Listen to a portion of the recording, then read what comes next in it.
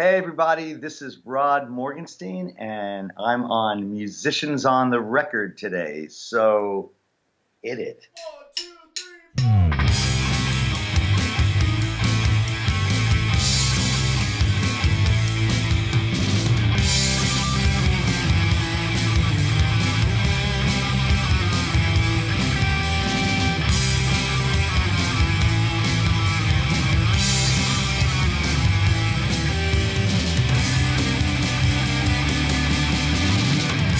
This is huge, musicians on the record. Bring it on. So you met these guys in college, you start gigging with them. How did it come to be that you get signed, you got a label, you got a record deal? What happened? All right, so we moved in and around Augusta, Georgia, because that's where 3 of the 5 band members' families lived. Okay. And it seemed like as good a place as any. It was very inexpensive to live. And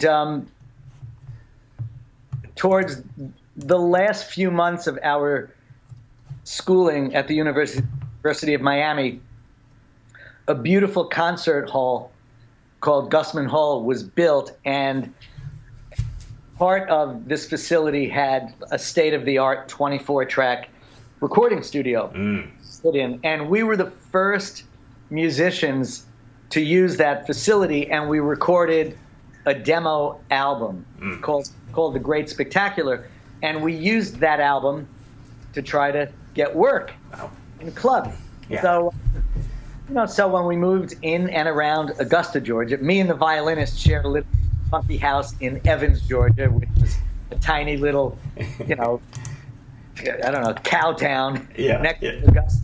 I'd wake up to the sound of mooing, Here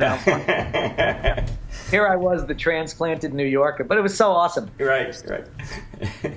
So we got the names and addresses of clubs all over North and South Carolina, Florida, Georgia, Alabama, Tennessee. And we'd send that album around, and little by little, we would get phone calls from the club owners inviting us to come play. And usually, I'm going back to 1975, 76. Great. The offers were like, hey, if you don't mind driving the 200 miles, we'll pay you $100. Oh, wow. As much as once we started things moving with that, as much as we were complaining back then how little $100 is, the fact remains gas was 27 cents a gallon. Right. Yeah. A Motel 6 wasn't $6, but it was probably somewhere in the vicinity of $15. Yeah. And if 1 or 2 of you went in to get the room and the rest of the band hid outside, you could sneak everybody and pull the mattresses off the beds and, for $15, sleep in a hotel. Wow. So there was actually a few bucks left over for everybody to have money to get McDonald's or some kind of cheap food. Sure. My heart breaks when my students at Berkeley tell me their stories of going out to play the clubs, because you don't get anywhere near $100. Right. And $100 40 years ago is like, I don't know, $300, $400, $500 today. So. Right. But in any event, we got on a circuit of playing clubs all over the Southeast. And, when I talk to musicians who have these pleading eyes that are saying, how do you make it? How do you get a career going? The downside of it is you have to understand when you throw your towel into the ring,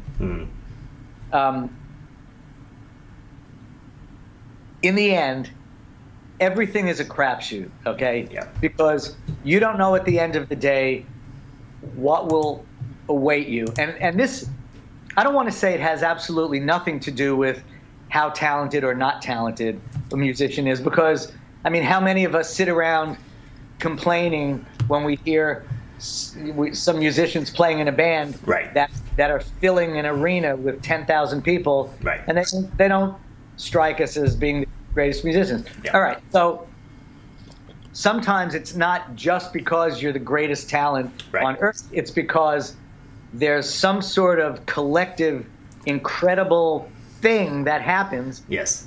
A group of people get together and make music, Yep. regardless of how high or low Yeah. technical musical ability is. So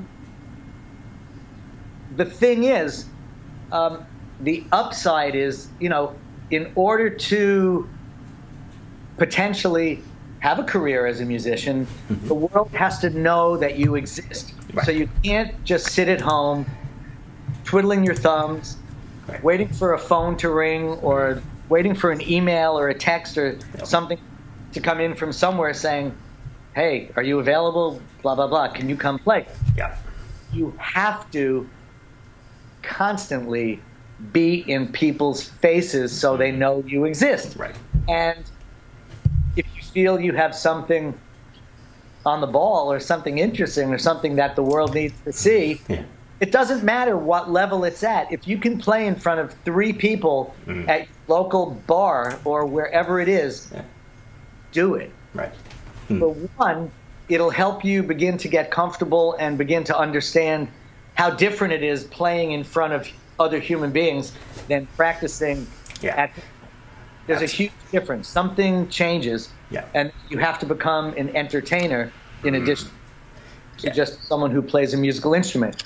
But also, you never know if tonight is the night that some important person is going to stumble into the place that you happen to be playing, can change your life.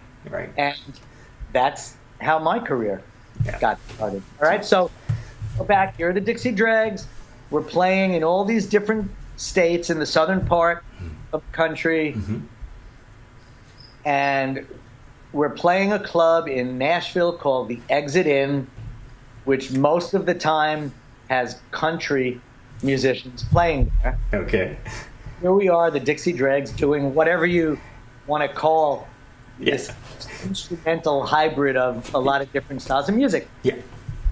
And one by one, each of us notices a famous musician sitting at the bar. Ah. All right, so we kick it into high gear and give it our all. So at the end of our set, Chuck Leavell, the piano player from the Allman Brothers in 1976, comes over to us. And he had that look on his face of someone that just saw something that, really moved them. And said, who are you guys? And where can I buy your records? He said, I'm on tour with the Allman Brothers. We had a night off. I thought I'd come in, have a beer, and see some local country band. And I'm seeing this instrumental fusion, Mahavishnu Orchestra kind of group. Whatever. So amazing. It's because of him that we got the first record deal. Because true to his word, the next day he called Phil Walden, who was the president of Capricorn Records, told him about the band he had seen the night before, and said, you have to sign them. And so not that many weeks later, a show was set up for us to play in the hometown of Capricorn Records, Macon, Georgia.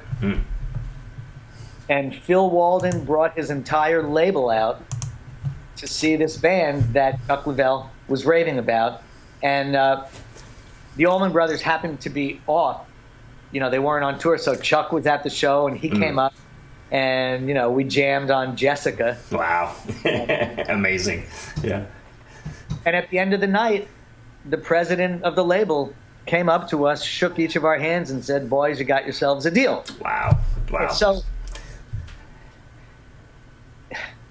someone needs to write a book that interviews 50, 100, however many, whatever number of musicians who have had interesting careers and have them tell their stories of the 1 or 2 or 3 lucky breaks. Absolutely. If it were not for those moments, who knows if they would actually have ultimately ended up having a career. Right, that's amazing. And I mean, that must have felt so exhilarating. You know, I wonder, was that your musical dream, Rod, when you sort of first started out, of wanting to hit it big with the band? Some people want to teach, but some people want to be in a band, and that happened for you.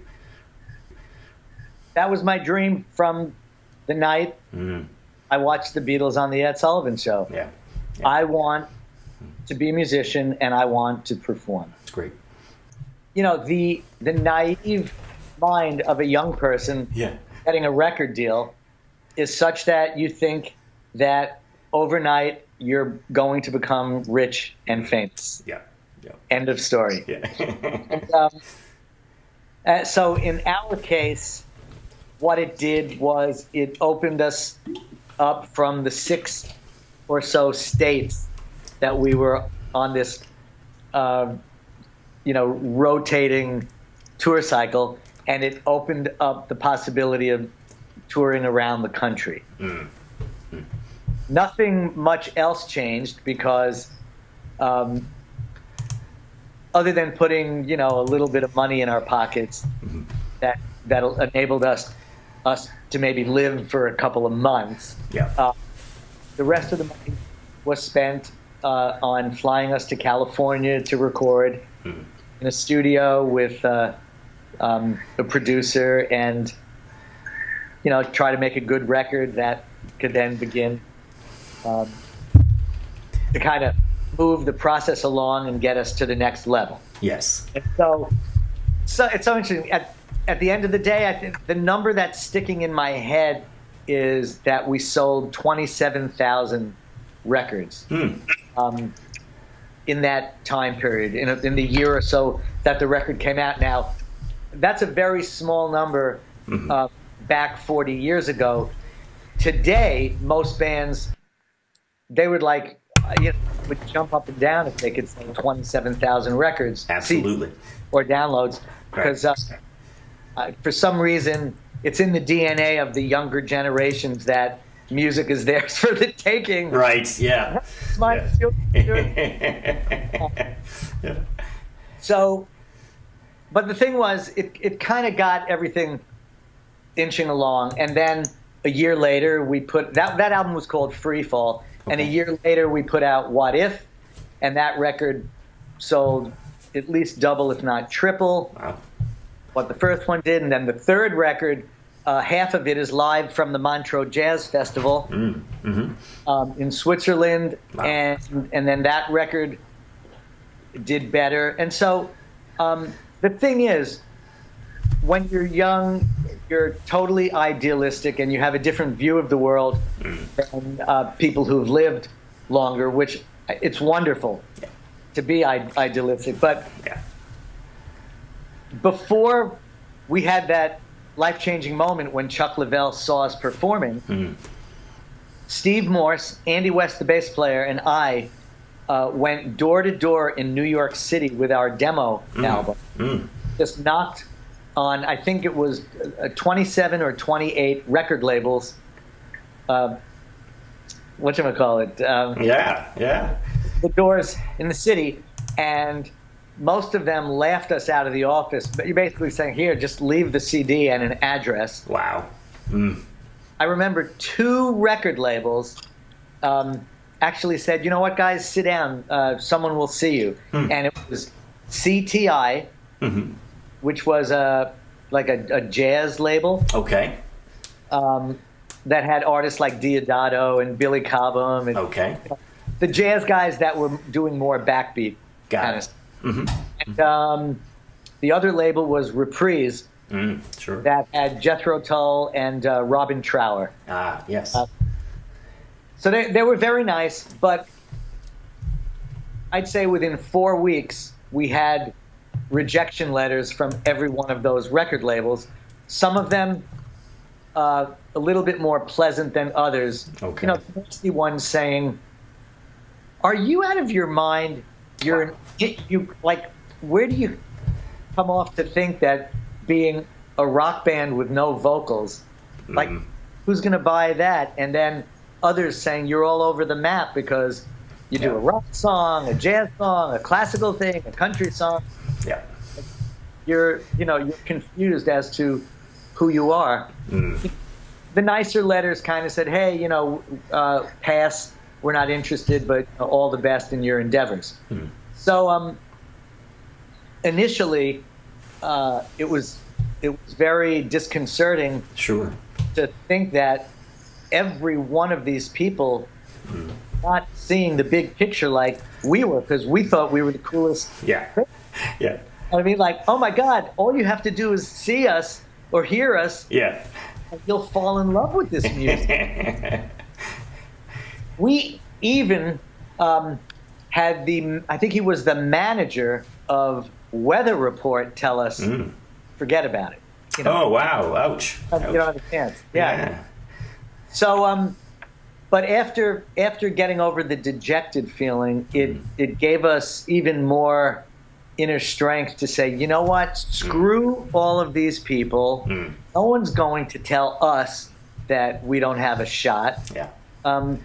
We believe in this band and this music so much, we're going to break through. We don't know how we're going to do it, but we're just going to go back. We're going to go from New York and go back down south and get back on the circuit. It's great. And do it on our own.